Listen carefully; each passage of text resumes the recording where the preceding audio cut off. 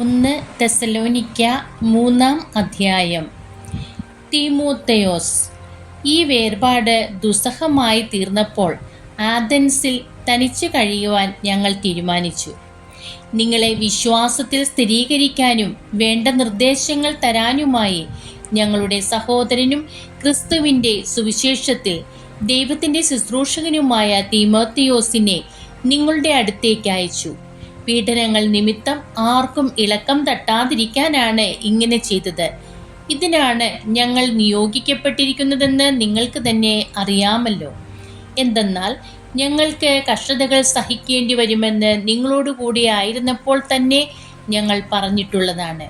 അപ്രകാരം തന്നെ സംഭവിച്ചിരിക്കുന്നു. അത് നിങ്ങൾക്കറിയുകയും ചെയ്യാം. ഈ കാരണത്താലാണ് ഇനിയും കാത്തിരിക്കുക അസാധ്യമെന്ന് വന്നപ്പോൾ നിങ്ങളുടെ വിശ്വാസത്തെക്കുറിച്ച് അറിയാൻ ഞാൻ ആളയച്ചത്.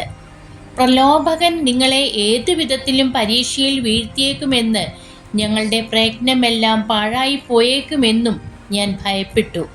എന്നാൽ തീമോത്തിയോസ് നിങ്ങളുടെ വിശ്വാസത്തെയും സ്നേഹത്തെയും സംബന്ധിക്കുന്ന സൽവാർത്തയുമായി ഞങ്ങളുടെ അടുത്ത് മടങ്ങിയെത്തി. നിങ്ങൾ ഞങ്ങളെ സ്നേഹപൂർവ്വം സദാ സ്മരിക്കുന്നെന്നും ഞങ്ങൾ നിങ്ങളെ കാണാൻ ആഗ്രഹിക്കുന്നത് പോലെ തന്നെ നിങ്ങൾക്കും ഞങ്ങളെ കാണാൻ ആഗ്രഹമുണ്ടെന്നും അവൻ അറിയിച്ചു. ഈ കാരണത്താൽ സഹോദരരെ, എല്ലാ സങ്കടങ്ങളിലും കഷ്ടതകളിലും നിങ്ങളുടെ വിശ്വാസം ഞങ്ങൾക്ക് ആശ്വാസം തരുന്നു. ഇപ്പോൾ ഞങ്ങൾ ജീവിക്കുന്നെങ്കിൽ അത് നിങ്ങൾ കർത്താവിൽ ഉറച്ചു നിൽക്കുന്നത് കൊണ്ടാണ്. ദൈവസന്നിധിയിൽ നിങ്ങൾ മൂലം ഞങ്ങൾ അനുഭവിക്കുന്ന ആനന്ദത്തിന് നിങ്ങളുടെ പേരിൽ ദൈവത്തിന് എങ്ങനെ നന്ദി പ്രകാശിപ്പിക്കും. നിങ്ങളെ മുഖാഭിമുഖം കാണുന്നതിനും നിങ്ങളുടെ വിശ്വാസത്തിൻ്റെ കുറവ് നികത്തുന്നതിനും വേണ്ടി ഞങ്ങൾ രാപകൽ തീക്ഷ്ണതയോടെ പ്രാർത്ഥിക്കുന്നുണ്ട്.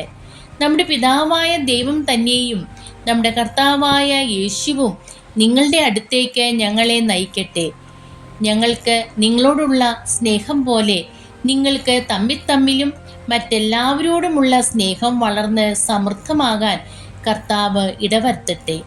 നമ്മുടെ കർത്താവായ യേശു ക്രിസ്തു തൻ്റെ വിശുദ്ധരോടു കൂടെ വരുമ്പോൾ നിങ്ങളുടെ ഹൃദയങ്ങളെ നിഷ്കളങ്കമായി നമ്മുടെ പിതാവായ ദൈവത്തിൻ്റെ മുമ്പിൽ വിശുദ്ധിയിൽ ഉറപ്പിക്കുകയും ചെയ്യട്ടെ.